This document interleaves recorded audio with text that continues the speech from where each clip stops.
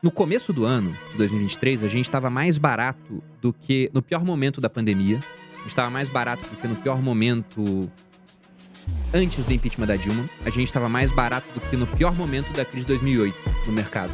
Essa bolsa tem a ver com o PIB. Não tem nada a ver uma coisa com a outra. A bolsa ela pode subir pra caramba enquanto o PIB ele tá parado. No investimento a gente fala que não existe, né, muita segurança, muita liquidez e muita rentabilidade. Existia quando a gente estava com a Selic alta desse jeito. Ele que aborda de forma simples e clara as suas experiências financeiras. Empresário e YouTube de investimentos. Bruno Perini. Olha aqui, ó. Presta atenção. Às vezes as pessoas chegam pra mim e falam assim: Vini, eu estou desempregado. Vini, eu queria ganhar mais. Vini, eu não aguento o meu trabalho. E olha isso daqui, ó. São resultados reais, tá? De alunos nossos que estão fazendo dólar através da internet, ganhando na moeda mais forte do mundo, estando no Brasil, Estados Unidos, Portugal, Inglaterra, qualquer lugar do mundo é possível. Você quer entender como e fazer copiar e colar, aprender um passo a passo, desde o zero, de como tudo isso funciona e como você também pode? Clica aqui abaixo que você vai saber mais informações. Só não pode ficar sem. Do filho. Sim. Bruno, vamos falar de bolsa de valores.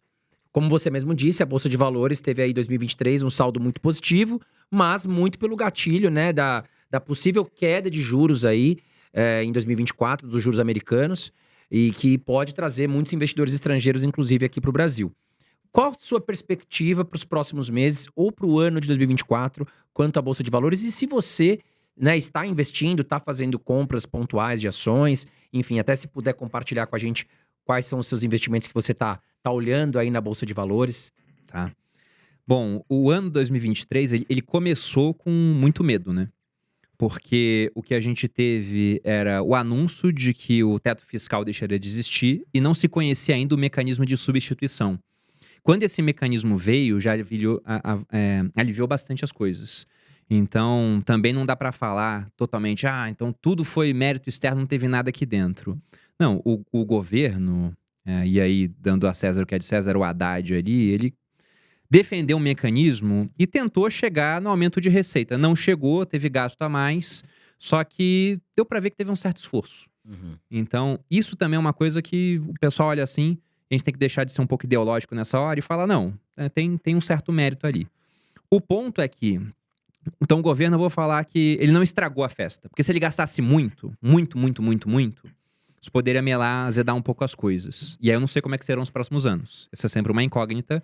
Esse ano a gente vai ter crescimento de gasto, porque o próprio mecanismo do arcabouço ele já defende um crescimento real de gasto, IPCA mais alguma coisa.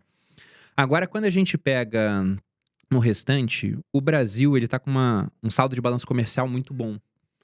Então, o dólar ele tá mais baixo por dois motivos. Primeiro, diferencial de juros. A gente ainda tem um juros, mesmo após 2 pontos percentuais de queda, muito alto. 11,75 nossa taxa Selic contra 5,25 dos americanos. Poxa, então olha o diferencial. Um americano lá fora, ele olha para isso e fala, cara, e se eu trocar o meu dólar por real, supondo que eles vão ter o mesmo valor, aí eu ganho 11 aqui, ao invés de ganhar 5, e depois eu troco de volta. Então, enquanto você tiver uma estabilidade do câmbio, ou até o real valorizando contra o câmbio, a gente vai chamar muito dinheiro. E o Brasil exporta muito também, né? Sim. A gente tem um setor do agronegócio que ele é muito forte em exportações. Aí você pega a saldo de balanço comercial, é coisa de 100 bilhões. Então isso ajuda muito o Brasil. Esse saldo ele não vai mudar da noite para o dia. Então acho que a gente vai ter ainda uma parte de exportação bem interessante. O que acontece é que os juros vão passar a cair nesse ano. Então, dólar, por exemplo, é sempre um negócio muito difícil de falar, mas uma das coisas que manteria o dólar mais alto seria o diferencial de juros. Tem que ver o quanto que ele vai cair. Se cair demais, isso pode começar a afetar, mas eu não sei o quanto, não dá para prever. Agora, para a bolsa em si, a bolsa separa um pouco desse mecanismo, né? O pessoal pensa, a bolsa tem a ver com o PIB. Não tem nada a ver uma coisa com a outra. A bolsa ela pode subir pra caramba enquanto o PIB ele tá parado. Isso é uma coisa que o pessoal tem meio dificuldade, né? O pessoal pensa assim, Estados Unidos vai entrar em recessão. Meu Deus, então eu não vou investir lá. Na verdade, quando uma economia entra em recessão, geralmente o Banco Central ele diminui os juros para voltar a estimular a economia. Só do pessoal entender que os juros vão cair, o juro vai cair daqui a 3 meses, então o mercado adianta. Então a bolsa já começa a subir antes, porque os juros vai cair, e nisso você tá vendo a bolsa subir, mas a economia tá em recessão ainda. Então a bolsa é sempre um mecanismo que ele adianta as coisas, né? E o que a gente vai ter ano que vem? E isso é meio que dado na mesa. A gente não sabe o quanto vai cair, mas é o prolongamento do ciclo de corte de juros da Selic. Esse ciclo ele começou no dia 2/8/2023. Foi a primeira reunião que o Copom foi lá e falou, vamos diminuir os juros. Começou a queda em 0,5%. Então se discute agora em quanto vai parar. Aí você pega lá a estimativa de research, de banco, de fundo, todo mundo botando mais ou menos em 9, 9, alguma coisa. Alguns mais otimistas vão para baixo de 9. Mas o que se espera é uma Selic no final do ano mais ou menos nesse patamar. E quando você vê essa Selic caindo, a gente tem algumas coisas interessantes. O primeiro é o investidor pessoa física, que estava ganhando 1% ao mês quietinho, né?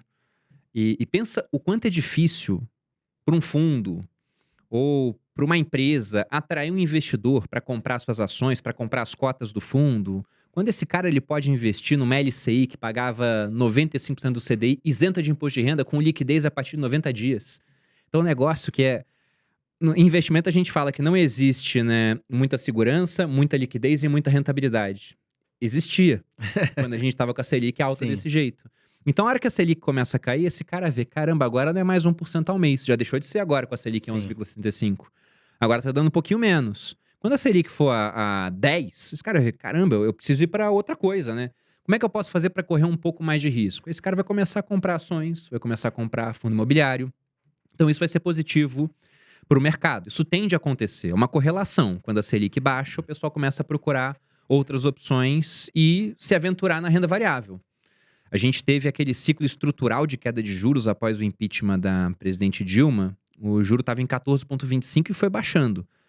Não é à toa que investidores em bolsa saiu de 500 mil para 5 milhões. Porque o juros foi baixando, o cara ele foi tendo que ficar mais sofisticado na hora de investir o dinheiro dele. Só que também tem um outro efeito, né? Você tem um efeito nas empresas. Porque tem muita empresa que fez dívida quando o CDI estava em 1,9, com a Selic em 2. E de repente isso aí foi para 13.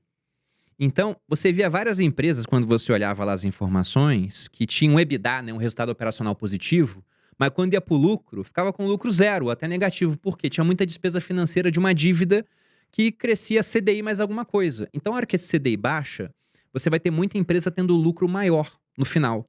E quando você pega o Ibovespa, por exemplo, a gente pode avaliar de maneira sumária assim, o Ibovespa se ele está caro ou barato, olhando o preço-lucro dele em comparação à sua média.